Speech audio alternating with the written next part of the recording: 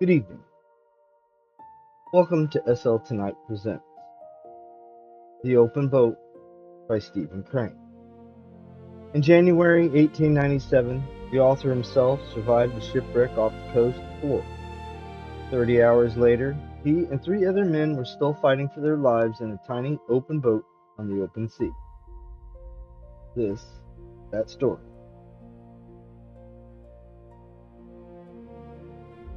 None of them knew the color of the sky. Their eyes glanced level and were fastened upon the waves that swept towards them. These waves were of the hue of slate, save for the tops, which were of foaming white, and all of the men knew the colors of the sea. The horizon narrowed and widened, and dipped and rose, and at all times its edge was jagged with waves that seemed thrust up in points like rocks. Many a man ought to have a bathtub larger than the boat which here rode upon the sea. These waves were most wrongfully and barbarously abrupt and tall, and each froth top was a problem in small boat navigation. The cook squatted in the bottom and looked with both eyes at the 6 inches of gunwale which separated him from the ocean.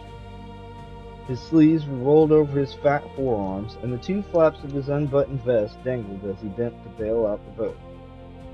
Often he said, "Gaw, that was a narrow clip." As he remarked it, he invariably gazed eastward over the broken sea. The oiler, steering with one of the two oars in the boat, sometimes raised himself suddenly to keep clear of water that swirled in over the stern. It was a thin little oar, and it seemed often ready to snap. The correspondent, pulling at the other oar, watched the waves and wondered why he was there. The injured captain, lying in the bow, was at this time buried in that profound dejection and indifference which comes, temporarily at least, to even the bravest and most enduring, when, willy-nilly, the firm fails, the army loses, the ship goes down. The mind of the master of a vessel is rooted deep in the timbers of her, though he commanded for a day or a decade, and this captain had on him the stern expression of a scene in grays of dawn of 7 turned faces, and later a stump of top mast with a white ball on it that slashed to and fro at the waves, went low and lower and down.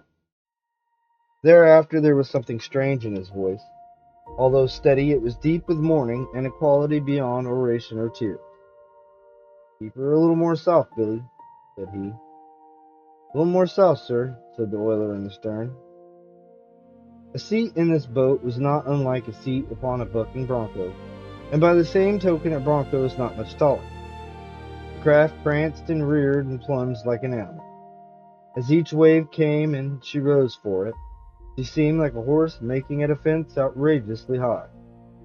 The manner of her scramble over these walls of water is a mystic thing, and moreover at the top of them were ordinarily these problems in white water, the foam racing down from the summit of each wave, requiring a new leap and a leap from the air.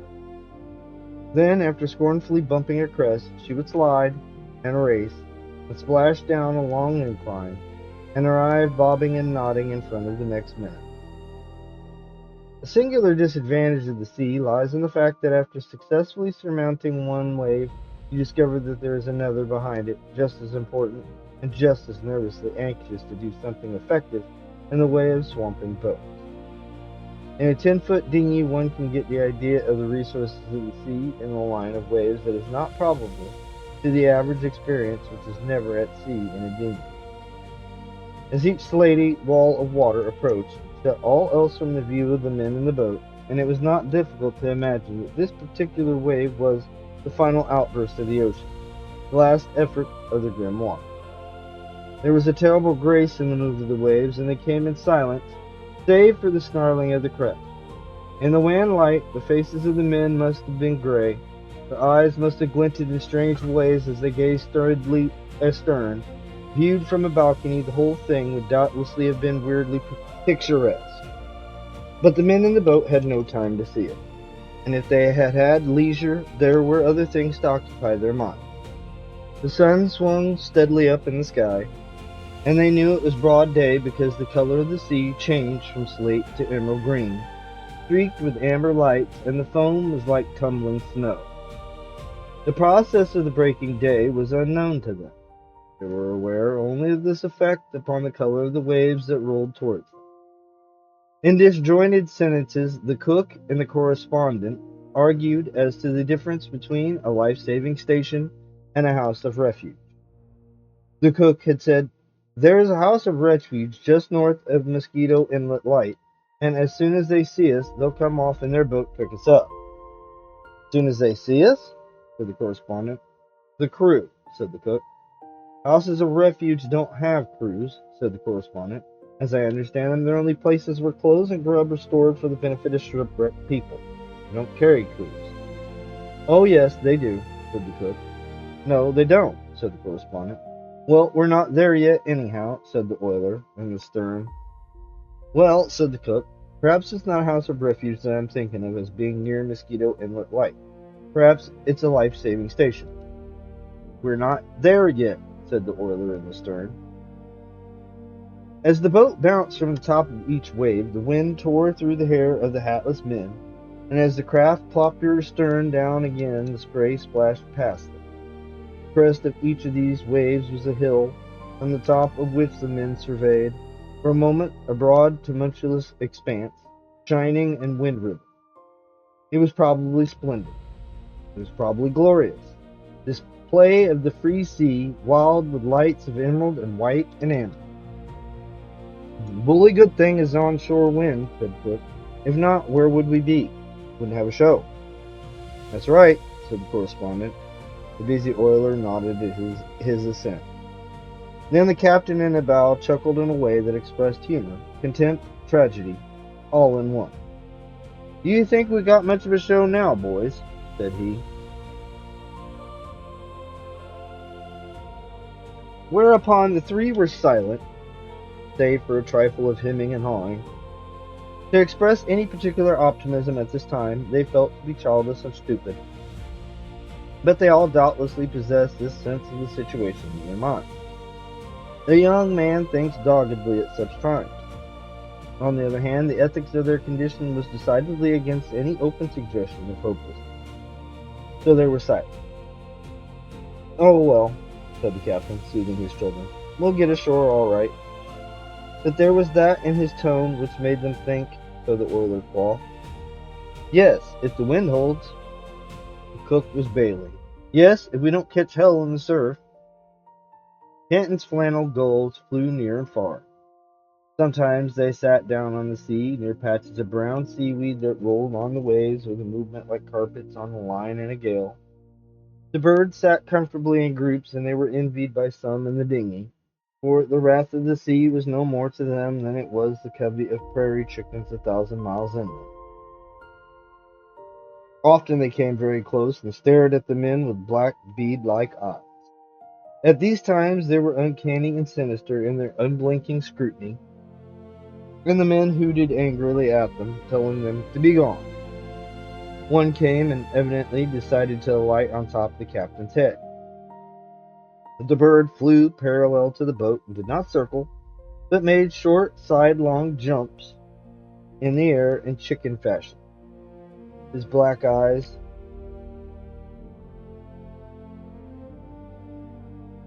were wistfully fixed upon the captain's head. "Ugly brute," said the oiler to the bird. "You look as if you were made with a jackknife." The cook and the correspondent swore darkly at the creature. The captain naturally wished to knock it away with the end of the heavy painter, but he did not dare to do it because anything resembling an emphatic gesture would have capsized this freighted boat, and so with his open hand the captain gently and carefully waved the goal away.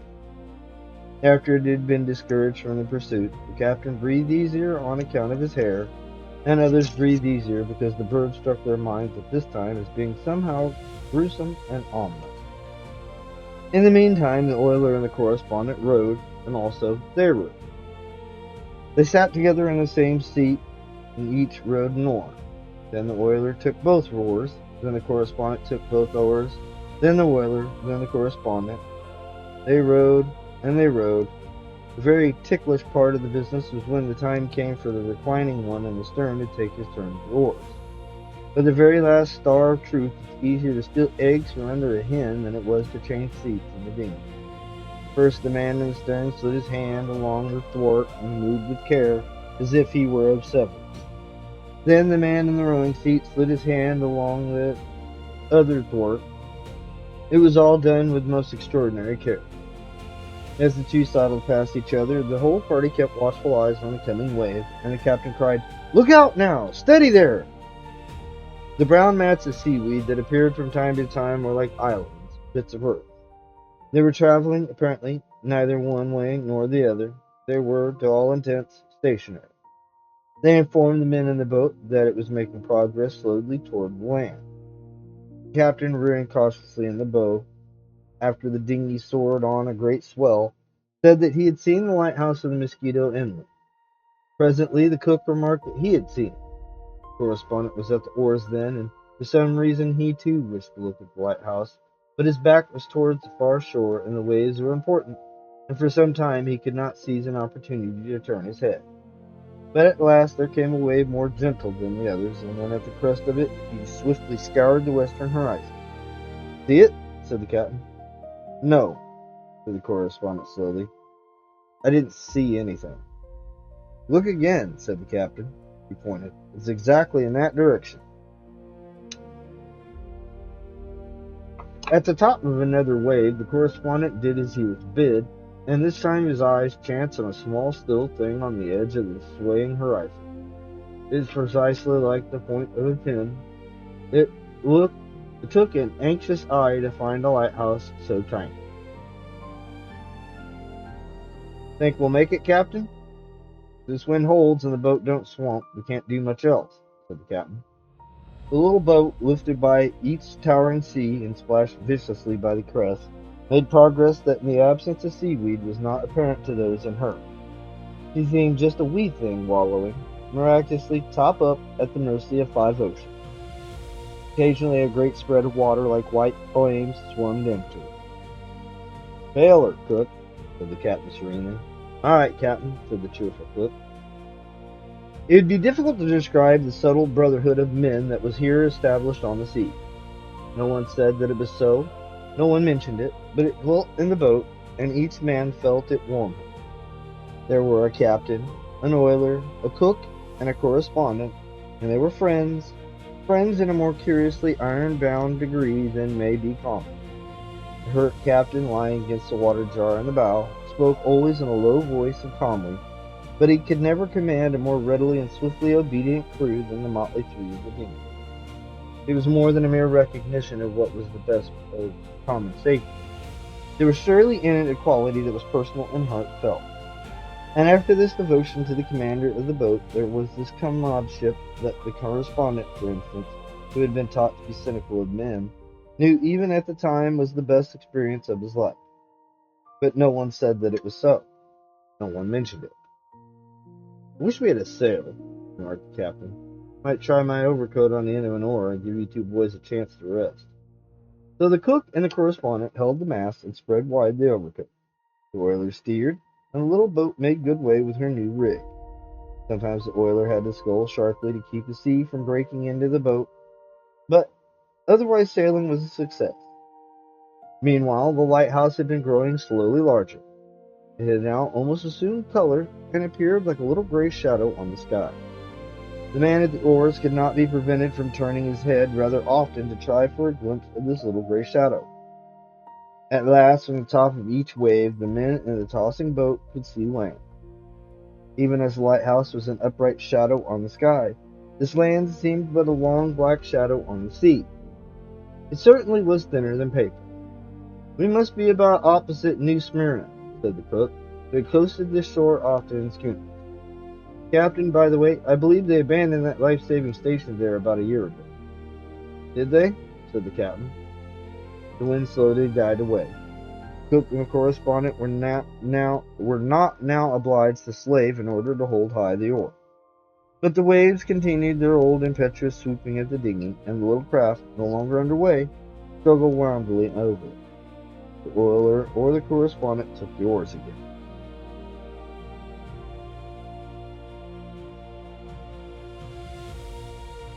Shipwrecks are apropos of nothing. If men could only train for them and have them occur when the men had reached peak condition, there would be less drowning at sea. Of the four in the dinghy, none had slept any time worth mentioning for 2 days and 2 nights, previous to embarking in the dinghy, and in the excitement of clambering about the deck of a floundering ship, they had also forgotten to eat heartily. For these reasons, and for others, neither the oiler nor the correspondent was fond of rowing at this time. The correspondent wondered ingeniously how, in the name of all that was sane, could there be people who thought it amusing to row a boat. It was not an amusement. It was a diabolical punishment, and even a genius in mental aberrations could never conclude that it was anything but a horror to the muscles and a crime against the back. He mentioned to the boat in general how the amusement of rowing struck him, and the weary-faced oiler smiled in full sympathy. Previously to the foundering, by the way, the oiler had worked double watch in the engine room of the ship. "Take her easy now, boys," said the captain. "Don't spend yourselves. If we have to run a surf, you'll need all your strength, because we'll sure have to swim for it. Take your time." Slowly the land arose from the sea. From a black line, it became a line of black and a line of white trees and sand. Finally, the captain said that he could make out a house on the shore. "That's a house of refuge, sir," said the cook. "They'll see us before long and come out after us." The distant lighthouse reared high. "The keeper ought to be able to make us out now, if he's looking through a glass," said the captain. "He'll notify the life-saving people." "None of those other boats could have gotten ashore to give a word of the wreck," said the oiler in a low voice, "else the lifeboat would be out hunting us." Slowly and beautifully the land loomed out to sea. The wind came again. It had veered from the northeast to the southeast. Finally, a new sound struck the ears of the men in the boat. It was the low thunder of the surf on the shore. "We'll never be able to make the lighthouse now," said the captain. "Swing her head a little more north, Billy." "A little more north, sir," said the oiler. Whereupon the little boat turned her nose once more down the wind, and all but the oarsmen watched the shore grow. Under the influence of this expanse, doubt and direful apprehension was leaving the minds of the men. The management of the boat was still most absorbing, but it could not prevent a quiet cheerfulness. In an hour, perhaps, they would be ashore. Their backbones had become thoroughly used to balancing in the boat, and they now rode this wild colt of a dinghy like circus. The correspondent thought that he'd been drenched to the skin, but happening to feel in the top pocket of his coat, he found therein 8 cigars. 4 of them were soaked with seawater, 4 were perfectly scatheless. After a search, somebody produced 3 dry matches, and thereupon the 4 waifs rowed impotently in their little boat, and with an assurance of an impending rescue shining in their eyes, puffed at the big cigars and grudged well and ill of all men. Everybody took a drink of water. "Cook," remarked the captain, "there don't seem to be any signs of life about your house of refuge." "No. Funny they don't see us." A broad stretch of lowly coast lay before the eyes of the men. It was of dunes topped with dark vegetation. The roar of the surf was plain, and sometimes they could see the white lip of a wave as it spun up the beach. The tiny house was blocked out black upon the sky. Southward, the slim lighthouse lifted its little gray lantern. Tide, wind, and waves were swinging the dinghy northward. "Funny they don't see us," said the men. The surf's roar was here dulled, but its tone was, nevertheless, thunderous and mighty. As the boat swam over the great rollers, the men sat listening to this roar. "We'll swamp, sure," said everybody. It is fair to say here that there was not a life-saving station within 20 miles in either direction, but the men did not know this fact, and in consequence they made dark and inappropriate remarks concerning the eyesight of the nation's lifesavers. 4 scowling men sat in the dinghy and surpassed records in the invention and depth.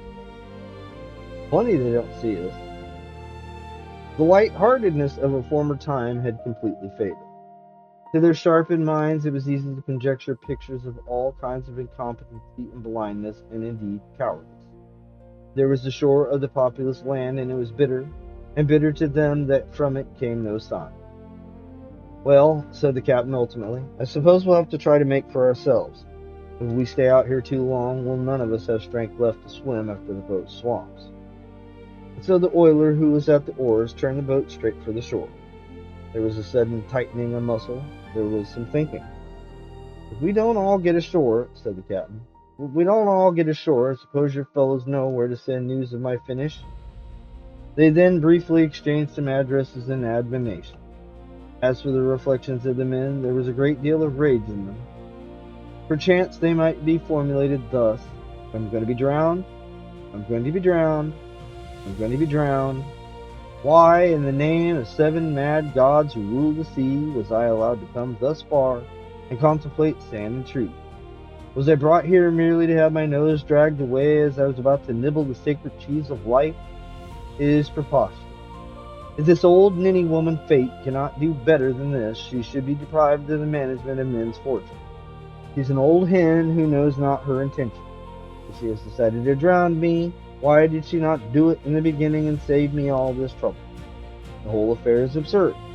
But no, she cannot mean to drown me. She dare not drown me. She cannot drown me, not after all this work."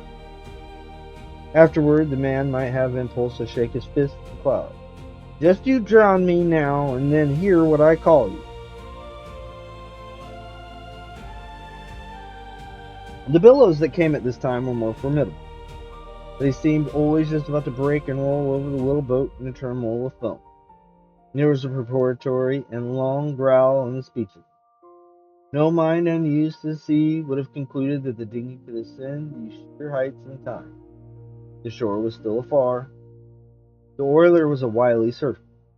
"Boys," he said swiftly, "she won't live 3 minutes more, and we're too far out to swim. Shall I take her to sea again, Captain?" "Yes, go ahead," said the captain. This oiler, by a series of quick miracles and a fast and steady oarsmanship, turned the boat in the middle of the surf and took her safely to sea again. There was a considerable silence as the boat bumped over the furrowed sea to deeper water. And someone in gloom spoke. "Well, anyhow, they must have seen us from the shore by now." The gulls went in slanting flight up the wind towards the gray, desolate east. The squall, marked by the dingy clouds and clouds brick red, like smoke from a burning building, appeared from the southeast. "What do you think of those life-saving people? Ain't they peaches? Funny they haven't seen us. Maybe they think we're out here for sport. Maybe they think we're fishing. Maybe they think we're damn fools." It was a long afternoon. A changed tide tried to force them southward, but the wind and waves said north. Far ahead, where coastline, sea, and sky formed their mighty angle, there were little dots which seemed to indicate a city on the shore. "St. Augustine?" The captain shook his head. "Too near Mosquito Inlet." And the oiler rowed, and then the correspondent rowed, and then the oiler rowed. It was a weary business. The human back can become the seat of more aches and pains than are registered in books for the composition and anatomy of a regiment. It is a limited area, but it can become the theater of innumerable muscular conflicts, tangles, wrenches, knots, and other conflicts. "Did you ever like to row, Billy?" asked the correspondent.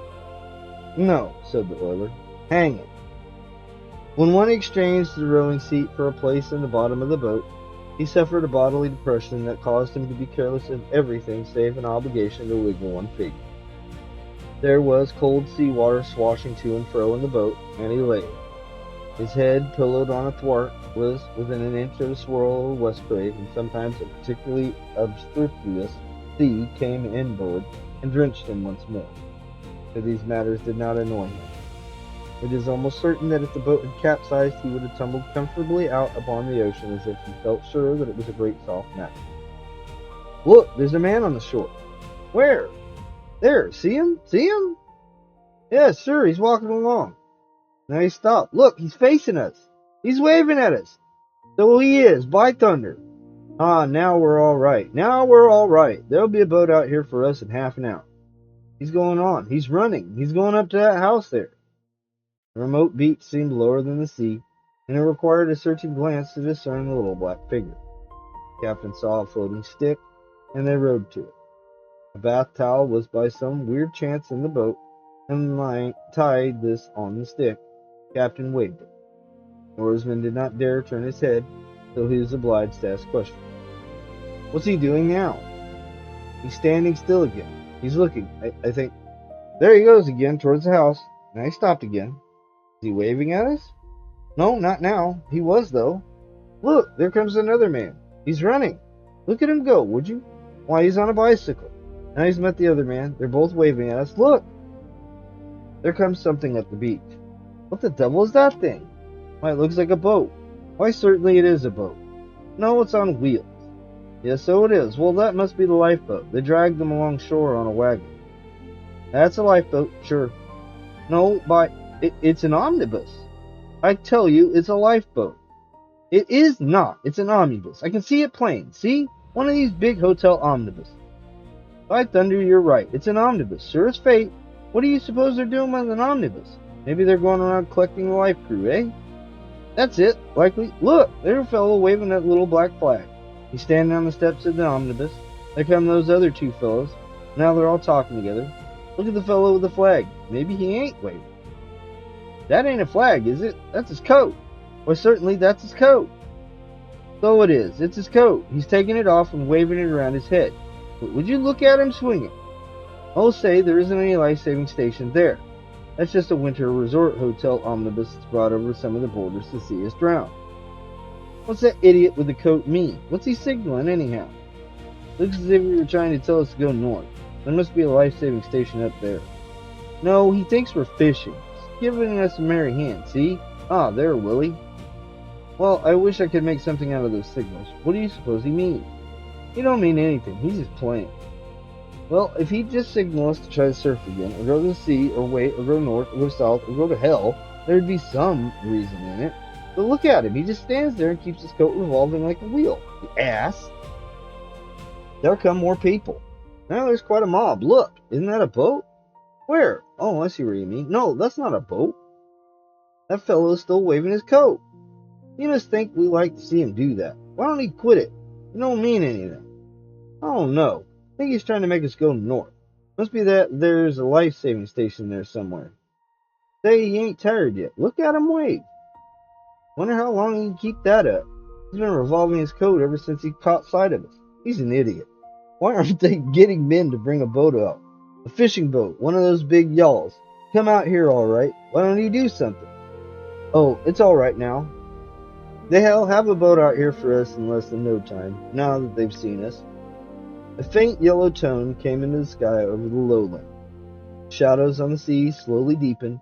The wind bore coldness with it, and the men began to shiver. Holy smoke, said one, allowing his voice to express his impious mood. If we keep on monkeying out here, we're got to flounder out here all night. Oh, we'll never have to stay here all night. Don't you worry. They've seen us now, and it won't be long before they'll come chase out after us. The shore grew dusky.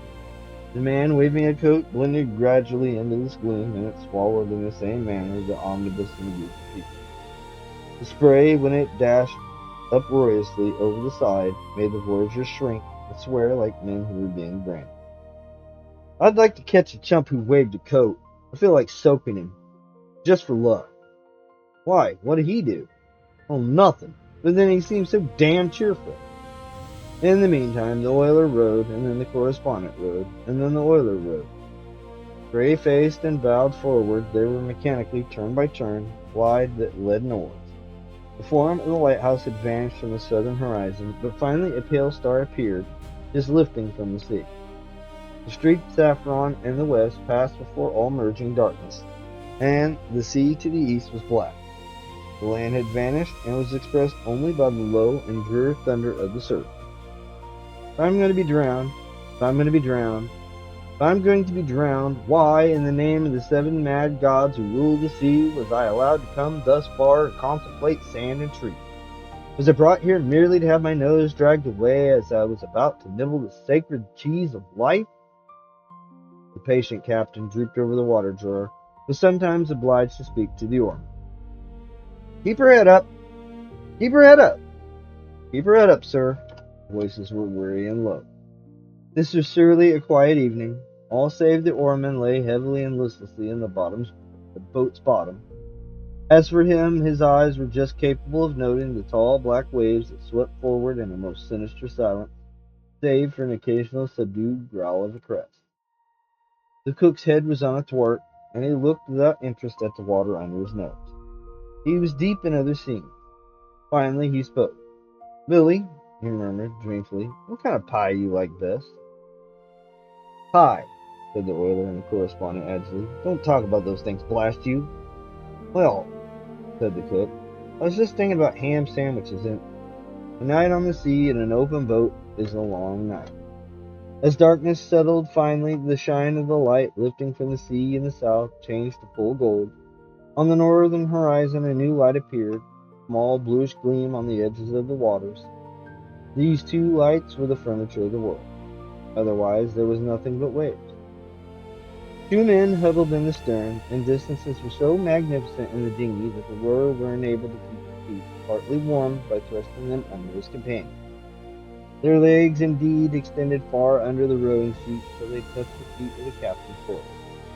Sometimes, despite the efforts of the tired oarsmen, a wave came piling into the boat, an icy wave of the night, and the chilling water soaked them anew. They would twist their bodies for a moment and groan, asleep the dead sleep once more, while the water in the boat gurgled about them as the craft rocked. The plan of the oiler and the correspondent was for one to row until he lost the ability, and then arouse the other from his sea-water couch in the bottom of the boat. The oiler plied the oars until his head drooped forward, and the overpowering sleep blinded him, and he roared yet after. Then he touched the man in the bottom of the boat and called his name. Will you spell me for a little while? Said meekly. Sure, Billy, said the correspondent, awakening and dragging himself to a sitting position. They exchanged places carefully, and the oiler, cuddling down in the sea water at the cook's side, seemed to go to sleep instantly. The particular violence of the sea had ceased. The waves came without snarling. The obligation of the man at the oars was to keep the boat headed so that the tilt of the rollers would not capsize her, and to preserve her from filling when the crest passed. The black waves were silent and hard to be seen in the darkness. Often one was almost upon the boat before the oarsman was aware. In a low voice, the correspondent addressed the captain. He was not sure that the captain was awake, although this iron man seemed to be always awake. Captain, shall I keep her making for that light north, sir? The same steady voice answered him. Yes, keep it about 2 points off the port bow.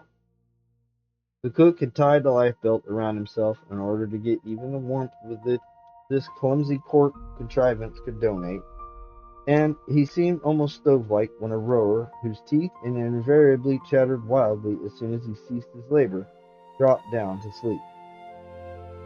The correspondent, as he rowed, looked down at the two men sleeping underfoot. The cook's arm was around the oiler's shoulders, and with their fragmentary clothing and haggard faces, they were the babes of the sea, a grotesque rendering of the old babes in the wood. Later he must have grown stupid at his work, for suddenly there was a growling of water, and a crest came with a roar and a swash into the boat, and it was a wonder that it did not set the cook afloat in the lifebelt. The cook continued to sleep, but the oiler sat up, blinking his eyes and shaking with the new cold. Oh, awful sorry, Billy, said the correspondent contritely. That's all right, old boy, said the oiler, and lay down again and was asleep. Presently it seemed that even the captain dozed, and the correspondent thought that he was the one man afloat on all the ocean. The wind had a voice as it came over the waves, and it was sadder than the end. There was a long, loud swishing astern of the boat, and a gleaming trail of phosphorescence, like blue flame, was furrowed on the black water. It might have been made by a monstrous knife. Then there came a stillness, while the correspondent breathed with an open mouth and looked at the sea. Suddenly there was another swish, and then another long flash of bluish light, and this time it was alongside the boat, and might almost have reached it with an oar. The correspondent saw an enormous fin speed like a shadow through the water, hurling the crystalline spray and leaving a long, billowing trail. The correspondent looked over his shoulder at the captain. His face was hidden, and he seemed to be asleep. He looked at the babes of the sea. They certainly were asleep, so being bereft of sympathy, he leaned a little way to one side and swore softly into the sea. But the thing did not then leave the vicinity of the boat. Ahead of astern, on one side or the other, at intervals long or short, was the long sparkly streak, and there was to be heard the whoo of the dark fin. The speed and power of the thing was greatly to be admired. It cut the water like a gigantic and keen projectile. The presence of this biting thing did not affect the man with the same horror that it would have been if he'd been a picnicker. He simply looked at the sea dully and swore in an undertone. Nevertheless, it is true that he did not wish to be alone. He wished one of his companions to awaken by chance and keep him company with it. But the captain hung motionless over the water jar, and the oiler and the cook in the bottom of the boat were plunged in slumber.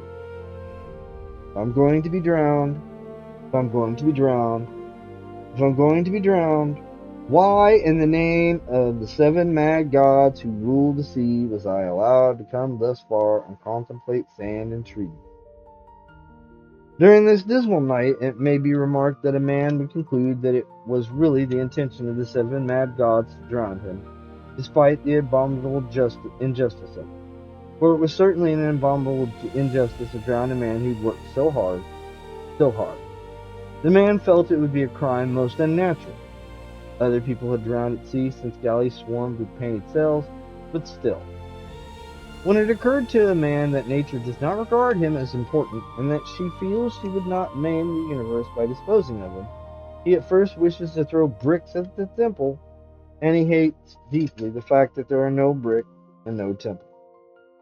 Any visible expression of nature would certainly be pelleted with his jeer. Then, if there be no tangible thing to hoot, he feels, perhaps the desire to confront the personification and indulge in pleas, bowed to one knee, and with hands supplicant, saying, "Yes, but I love myself." A high, cold star on a winter's night is the word he feels that she says to him. Thereafter he knows the pathos of the situation. The men in the dinghy had not discussed these matters, but each had no doubt reflected upon them in silence and according to his mind. There was seldom any expression upon their faces save the general one of complete weariness. Speech was devoted to the business of the boat. To chime the notes of his emotion, a verse mysteriously entered the correspondent's head.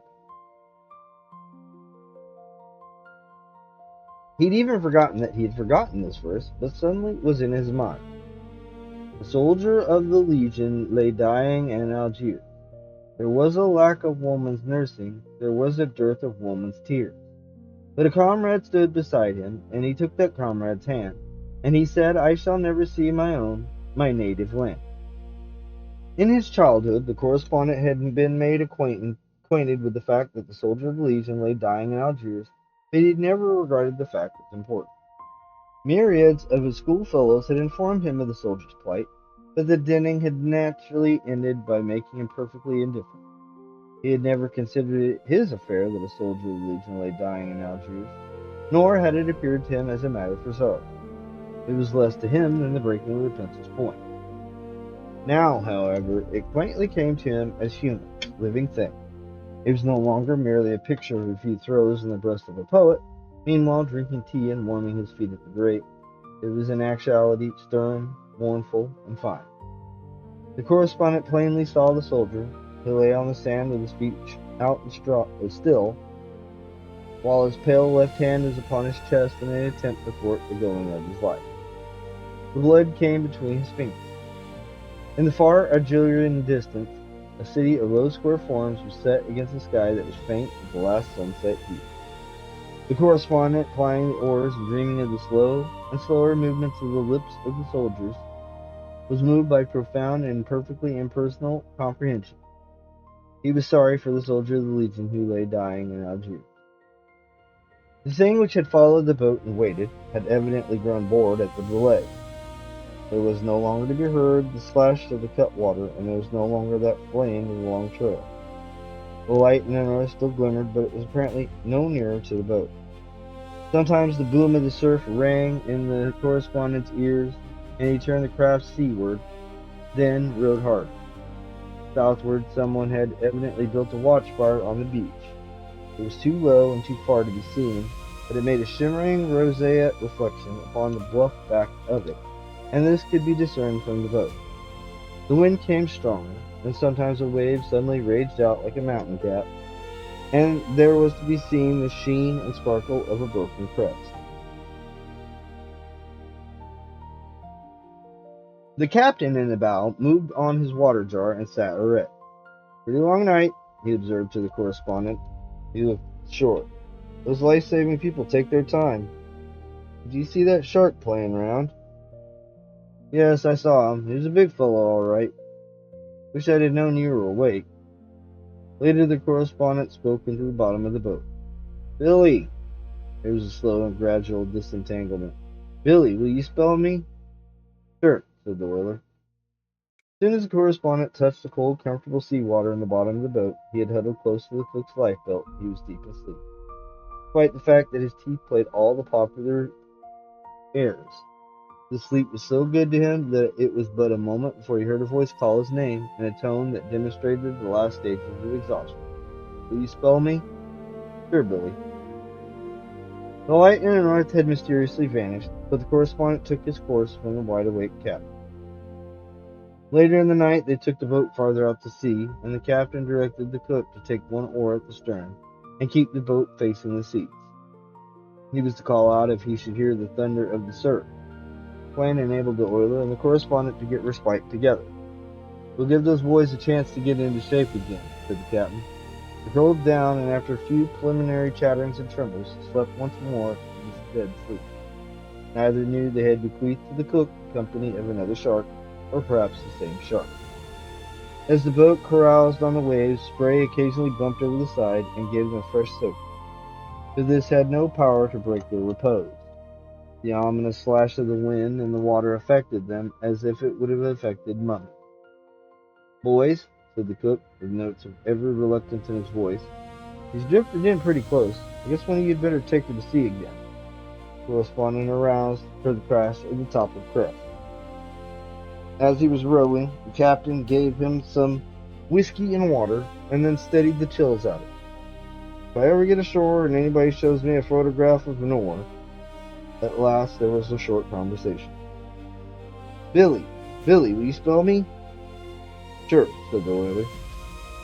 When the correspondent again opened his eyes, the sea and the sky were each of the gray hue of the dawn. Later, carmine and gold was painted upon the waters. The morning appeared finally in its splendor, the sky of pure blue, and the sunlight flamed on the tips of the waves. On the distant dunes were set many little black cottages, and a tall white windmill reared above them. No man, nor dog, nor bicycle appeared on the beach. The cottages might have formed a deserted village. The voyagers scanned the shore. The conference was held in the boat. Well, said the captain, if no help is coming, we might better try a run through the surf right away. If we stay out here much longer, we'll be too weak to do anything for ourselves at all. The others silently acquiesced in this reasoning. The boat was headed for the beach. The correspondent wondered if none ever ascended the tall wind tower, and if then they never looked seaward.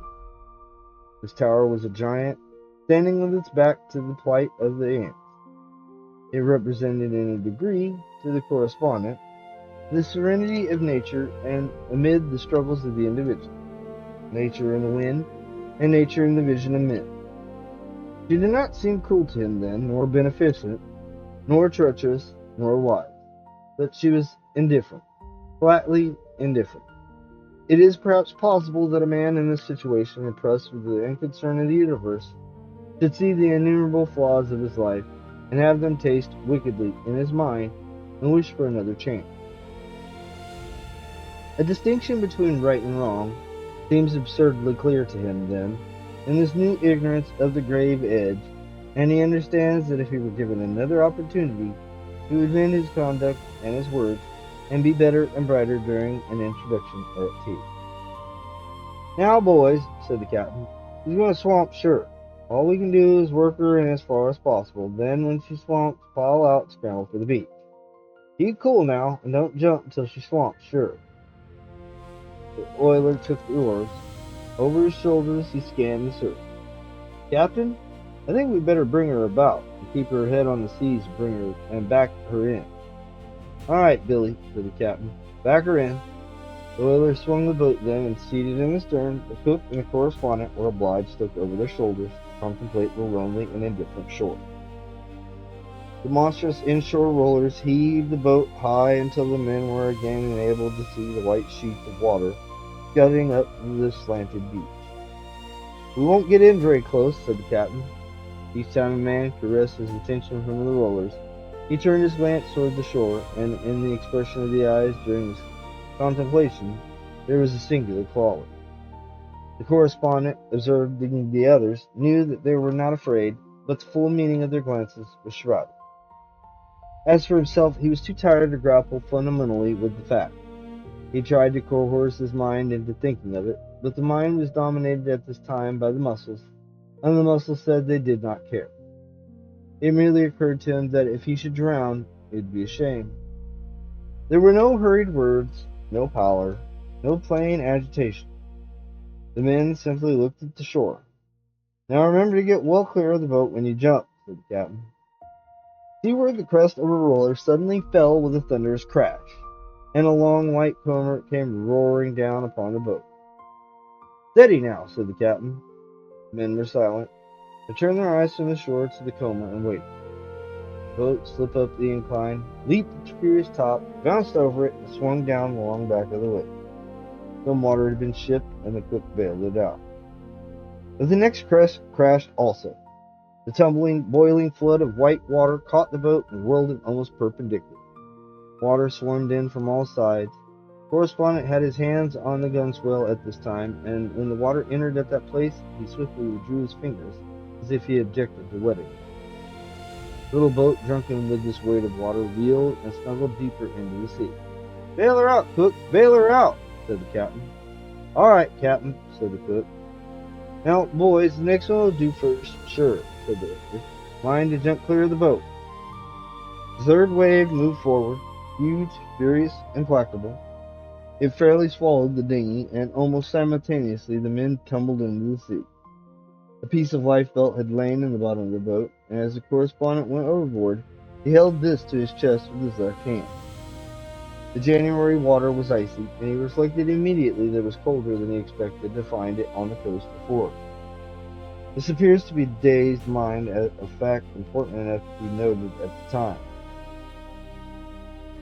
This fact was somehow so mixed and confused with his opinion of his own situation that it seemed almost a proper reason for tears. Water was cold. When he came to the surface, he was conscious of little but the noisy water. Afterward, he saw his companions in the sea. The oiler was ahead in the race. He was swimming strongly and rapidly.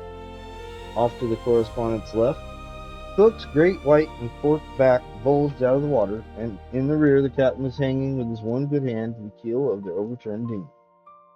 There is a certain immovable quality to a shore, and the correspondent wondered at it amid the confusion of the sea. It also seemed very attractive, but the correspondent knew that it was a long journey, and he paddled leisurely. The piece of the life preserver lay under him, and sometimes he rolled down the incline of the wave as if he were on a handslip. But finally he arrived at a place in the sea where travel was beset with difficulty. He did not pause swimming to inquire what manner of current had taught him, but there his progress ceased. The shore was set before him like a bit of scenery on a stage, and he looked at it and understood with his eyes each detail of it. As the cook passed over much farther to the left, the captain was calling to him. "Turn over on your back, cook. Turn over on your back and use the oar." "All right, sir." The cook turned on his back and paddling with an oar went ahead as if he were in a canoe. Presently the boat also passed to the left of the correspondent, with the captain clinging with one hand to the keel. He would have appeared like a man raising himself to look over a board fence. If it were not for the extraordinary gymnastics of the boat, the correspondent marveled that the captain could still hold to it. They passed on nearer the shore, the oiler, the cook, the captain, and following them went to the water jar, bouncing gaily over the sea. The correspondent remained in the grip of the strange new enemy, the current. The shore, with its white slope of sand and its green bluff, topped with little silent cottages, spread like a picture before him. It was very near to him then, but he was impressed as one in a gallery looks at a scene from Brittany or Holland. He thought, "Am I going to drown? Can it be possible? Can it be possible? Can it be possible?" Perhaps an individual must consider his own death to be the final phenomena of nature. But later a wave perhaps rolled him out of this small, deadly current, where he found suddenly that he could again make progress towards the shore. Later still, he was aware that the captain, clinging with one hand to the keel of the dinghy, had his face turned away from the shore and towards him and was calling his name. "Come to the boat! Come to the boat!" In his struggle to reach the captain and the boat, he reflected that when one gets properly wearied, drowning must really be a comfortable arrangement. The sensation of hostility is accompanied by a large degree of relief, and he was glad for it. The main thing in his mind for some months had been the horror of the temporary agony. He did not wish to be hurt.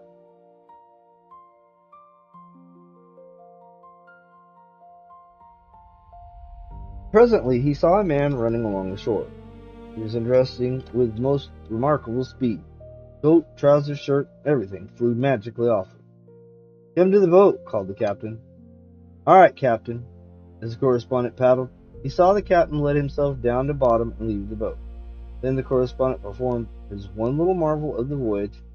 A large wave caught him and flung him with ease and supreme speed completely over the boat and far beyond it. Struck him even then as an event in gymnastics and a true miracle of the sea. An overturned boat in the surf is not a plaything to a swimming man. The correspondent arrived in water that reached only to his waist, but his condition did not enable him to stand for more than a moment. Each wave knocked him into a heap, and the undertow pulled at him. Then he saw the man he had been running and undressing and running, come bounding into the water. He dragged ashore the cook, then waded towards the captain, but the captain waved him away and sent him to the correspondent. He was naked, naked as a tree in winter, but a halo was about his head, and he shone like a saint. He gave a strong pull and a long drag, and a bully heave at the correspondent's hand.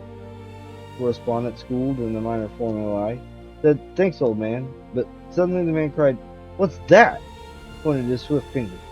The correspondent said, "Go." In the shallows, face downward, lay the oiler. His forehead touched sand that was periodically between each wave cleared the sea. The correspondent did not know all that transpired afterward. When he achieved safe ground, he fell, striking the sand with each particular part of his body. It was as if he had dropped from a roof, but the thud was grateful to him. It seemed that instantly the beach was populated with men with blankets, clothes, and flasks, and women with coffee pots and all the remedies sacred to their minds. The welcome of the land to the men from the sea was warm and generous, but still and dripping shape was carried slowly up the beach, and the land's welcome for it could only be the different and sinister hospitality of the grave. When it came night, the white waves paced to and fro in the moonlight, and the wind brought the sound of the great sea's voice to the men on shore, and they felt that they then could be interpreted.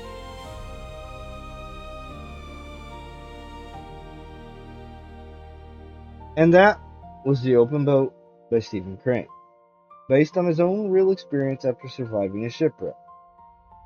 A powerful, unflinching look at men against the sea and the strange solidarity that can form when everything else is swept. This has been Felix Lebeski.